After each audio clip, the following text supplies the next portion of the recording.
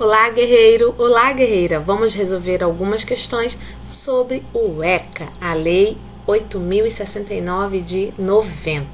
Estamos no nosso 6º vídeo. Meu nome é Wilka Paiva. Sejam bem-vindos ao Foco no Concurso. Inscreva-se no canal, deixe o seu like, compartilhe o vídeo, deixe o seu comentário e faça parte do nosso grupo no Facebook, acessando aqui o primeiro link que está disponível na descrição desse vídeo, certo? Todas as questões são de 2019. Vamos lá? Julgue o item relativo ao Estatuto da Criança e do Adolescente. Aí temos aqui.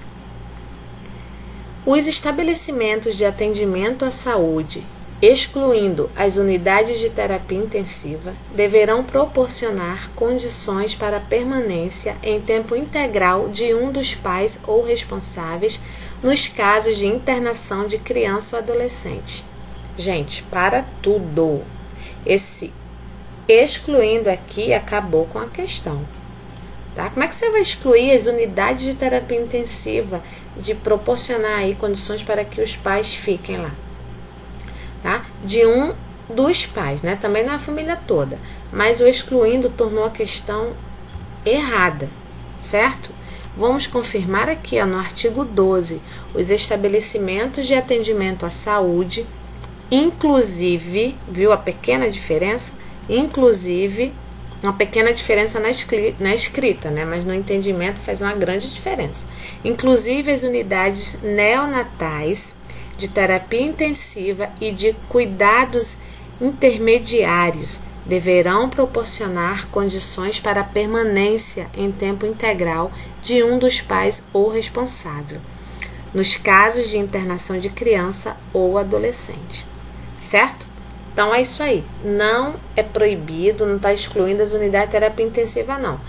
Tem que incluir as unidades neonatais, terapia intensiva e cuidados intermediários. Estudem o artigo 12. Próxima questão. No capítulo 4 do Estatuto da Criança e do Adolescente, o ECA, né, a Lei 8.069 de 90, denominado do direito à educação, à cultura, ao esporte e ao lazer, são apresentados os direitos e também os deveres do Estado e da família para com a educação, cultura, esporte e lazer. Em relação à educação, o ECA apresenta que toda criança e adolescente tem direito à educação, visando ao pleno desenvolvimento de sua pessoa, preparo para o exercício da cidadania e qualificação para o trabalho.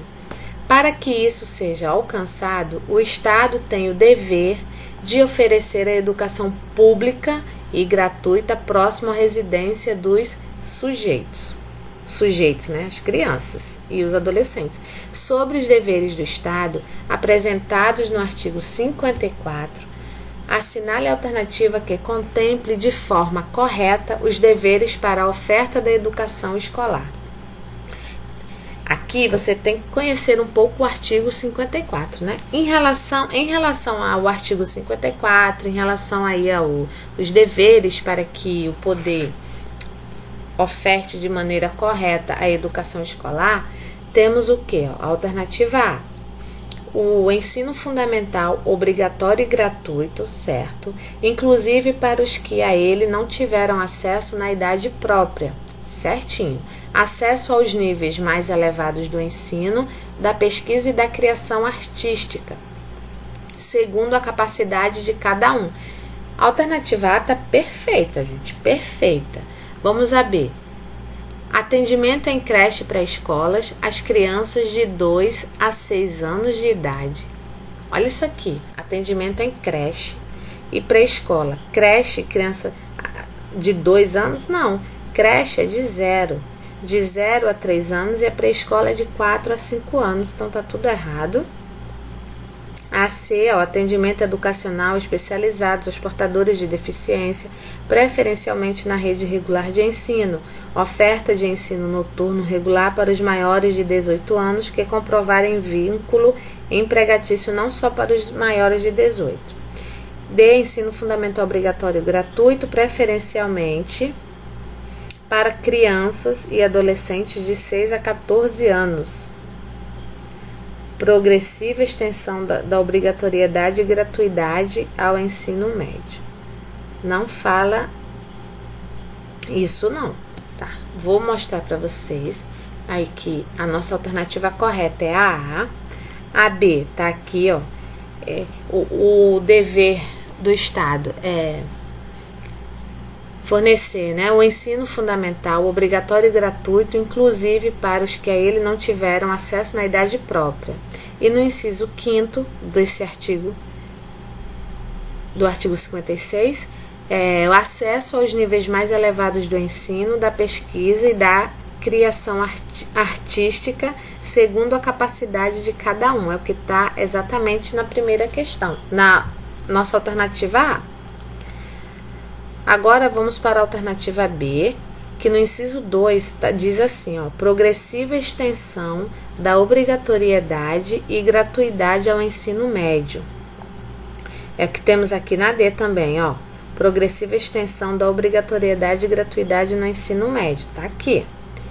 Aí no inciso 4, diz que atendimento em creche pré-escola às crianças de 0 a 5 anos de idade, que não é, ó, de 2 a 6 anos. Essa progressiva extensão tá certa, mas a idade tá errada. Alternativa C tá no inciso 3, que diz que o atendimento educacional especializado aos portadores de deficiência, preferencialmente na rede regular de ensino. Tá? Até aqui, beleza. Aí temos o inciso 6. Oferta de ensino noturno regular adequado às condições do adolescente trabalhador. Olha bem o texto da lei. Adequado às condições do adolescente trabalhador. Aqui diz o seguinte, para os maiores de 18 anos. Ele está determinando apenas para os maiores de 18, mas não. É para se adequar às condições do adolescente que trabalha. Então, a partir dos 14, ele já pode ter essa vantagem aí, né, de estudar à noite, do ensino noturno. Alternativa C também é errada. E a D, a gente confirmou, né? A D, quando a gente falou um pouco da A, ela tá errada porque não tem essa idade aqui, de 6 a 14 anos. Tá bom? Que diz o seguinte, ó, ensino fundamental obrigatório e gratuito preferencialmente para crianças e adolescentes de 6 a 14 anos. Certo? 6 a 14 anos é a idade realmente do ensino fundamental. Tá? É a idade do ensino fundamental. Mas aqui diz, ó, tem que ser o que está na A, inclusive para os que a ele não tiveram acesso na idade própria. Você tem que se limitar aqui ao que está escrito na lei, a letra da lei, tá bom? Não o que você acha que deve ser, ou que não deve ser, mas você tem que se atentar ao que está escrito na lei. Próxima questão. Assinale a alternativa incorreta. A questão está te pedindo a incorreta. Vamos lá. O Estatuto da Criança, deixa eu apagar aqui. O Estatuto da Criança e do Adolescente não veda que lei municipal estabeleça mecanismos internos e externos de controle da atuação dos conselheiros tutelares individualmente considerados, regulamentando a forma de aplicação de sanções administrativas àqueles que, por ação ou omissão, descumprem seus deveres funcionais. É a incorreta que a questão está te pedindo. B. O sistema de garantias dos direitos da criança e do adolescente, concebido pela lei, né, no ECA, não é hierarquizado, havendo apenas profissionais e autoridades diversas com funções distintas. Não há hierarquia. C. É de atribuição do Conselho Tutelar assessorar o Poder Executivo local na elaboração da proposta orçamentária para planos e programas de atendimento dos direitos da criança e do adolescente. É sim, é uma atribuição, uma das atribuições do Conselho Tutelar, né? Assessorar o Poder Executivo local na elaboração da proposta orçamentária para os planos e programas. D. O processo de escolha dos membros do Conselho Tutelar deve ser estabelecido Eita! Vamos ler de novo. O processo de escolha dos membros do Conselho Tutelar deve ser estabelecido em resolução do Conselho Municipal dos Direitos da Criança e do Adolescente e realizado sob a responsabilidade do Poder Judiciário com a fiscalização do Ministério Público. Será que é isso? Será que é responsabilidade do Judiciário e o Ministério Público fiscalizar esse processo de escolha dos membros? E o município entra onde nisso, né? Vamos lá. Alternativa E. Os dirigentes de estabelecimentos de ensino fundamental devem comunicar ao Conselho Tutelar os casos de reiteração de faltas injustificadas e de evasão escolar, esgotados os recursos escolares. Então, antes de ocorrer essa notificação, serem esgotados todos esses recursos escolares, tudo que a escola pode e deve fazer. A alternativa correta da questão é a alternativa D, é o que está incorreto. E aí a gente vai justificar aqui no artigo 134, que diz que a lei municipal ou distrital disporá sobre o local, dia e hora, é o que está em relação à alternativa E. É a alternativa D, né? Que fala aí sobre o Poder Judiciário, sobre o Ministério Público, mas em relação à escolha dos membros do Conselho Tutelar, cabe ao município. A lei municipal ou distrital disporá sobre o local, dia e horário de funcionamento do Conselho Tutelar, inclusive quanto à remuneração dos respectivos membros, aos quais é assegurado o direito a. E aí, os conselheiros têm tudo isso aqui de direito, cobertura previdenciária, gozo de férias anuais remuneradas, acrescidas, né, de 1/3 do valor da remuneração mensal, tem a licença maternidade, tem a licença paternidade, tem a gratificação natalina. Então, ele é coberto, é um trabalhador, né, ele vai receber a sua remuneração, vai gozar de suas férias, vai ter sua licença maternidade, paternidade garantida e sua gratificação natalina, que aqui podemos considerar, eu acho que o 13º, né? Confirmamos aqui a nossa questão. Próxima questão. Não, próxima ainda. Vamos falar um pouco das atribuições, no artigo 136. São atribuições do Conselho Tutelar, está aqui. Assessorar o poder local na elaboração da proposta orçamentária. É muito importante você saber as atribuições do Conselho Tutelar, tá? Confirmando aqui, artigo 139, para o processo para a escolha, para a escolha dos membros do Conselho Tutelar, ele será estabelecido em lei municipal e realizada sob a responsabilidade do Conselho Municipal, tá? Então, não é em resolução do Conselho Municipal, é em lei municipal e realizada sobre a responsabilidade do Conselho, certo? O Conselho Municipal dos Direitos da Criança e do Adolescente. Então, tudo aí, o funcionamento, a lei municipal ou distrital, aí cabe a responsabilidade aí do Conselho Municipal dos Direitos da Criança e do Adolescente, fiscalizar tudo isso, né? Esse processo de escolha dos membros. Artigo 56 também está presente na questão, que diz que os dirigentes de estabelecimentos de ensino fundamental comunicarão ao Conselho Tutelar os casos de. Aí vemos aqui na alternativa E. Maus tratos envolvendo seus alunos, reiteração de faltas injustificadas de evasão escolar, esgotados os recursos escolares e elevados níveis de repetência. E aí, acontecendo isso, os dirigentes das escolas devem comunicar sim o Conselho Tutelar. Tá bom? Finalizamos, né, essa questão. Agora, vamos para a questão de número 4. Compete ao Conselho Tutelar, isso aqui, gente, aconteceu, na prova, no concurso de agente educador 2 este ano.